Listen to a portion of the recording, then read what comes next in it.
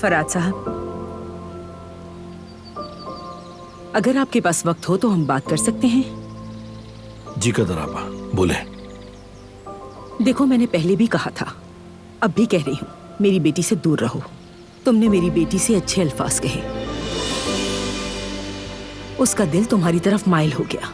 पहले मैंने इनकार किया था, मगर आखिरकार मुझे भी यकीन आने लगा। लेकिन क्या हुआ, तुमने कहा मंगनी करोगे, लेकिन उसी दिन तुमने मेरी बेटी को छोड़ दिया। लेकिन फिर भी हमने कुछ ना कहा। हमने कहा यह भी कभी नहीं होने वाला था, और फिर इस बात को वहीं दफन कर दिया हमने।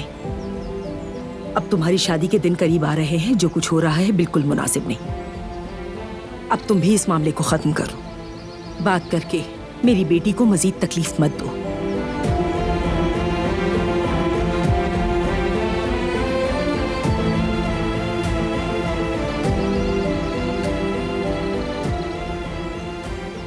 मैं ऐसा कभी नहीं करूंगा।